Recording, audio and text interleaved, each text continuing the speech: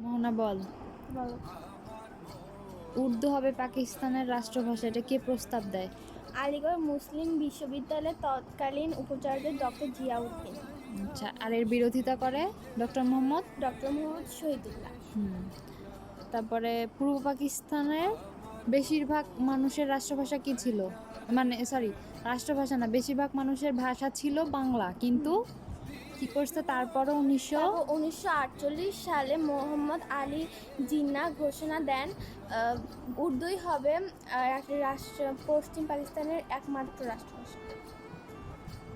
হ্যাঁ, কিন্তু পাকিস্তানের একমাত্র পূর্ব পাকিস্তানে শুধু হ্যাঁ, পূর্ব পূর্ব পাকিস্তান এবং পূর্ব পশ্চিম পশ্চিম দুইটারই। পাকিস্তান, হ্যাঁ, দুটোরই। তারপরে শোনো, এবার বলো। তারপরে তৎকালীন পূর্ব পাকিস্তানের প্রধানমন্ত্রী খাজা নাজিমুদ্দিন কি করছে? উর্দুকে রাষ্ট্রভাষা করার সমর্থন করে। তারপরে কি করে বাঙালিরা তাদের যে একটা ক্ষোভ ছিল যে কেন তাদের বাংলা তাদের ভাষা মানে বাংলা কেন রাষ্ট্রভাষা হিসেবে হ্যাঁ। স্বীকৃতি পাবে না, এই জন্য তাদের ওই ক্ষোভটা কি করে আন্দোলনের রূপ নেয়, তাই না? হুম।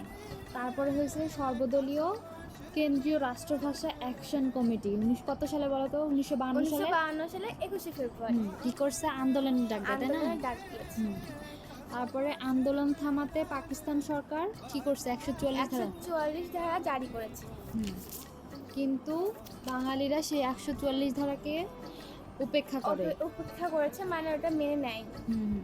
তারপরে তারা কি করে? রাজপথে আন্দোলনে নামে। আর তাদের স্লোগান কি ছিল বলো তো? রাষ্ট্রভাষার বাংলা চাই।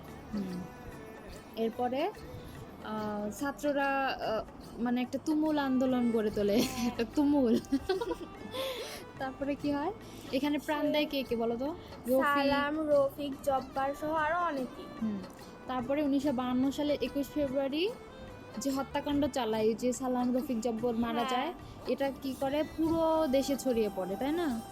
ছড়ানোর পরে রাষ্ট্রভাষা হিসেবে স্বীকৃতি দেয়নি।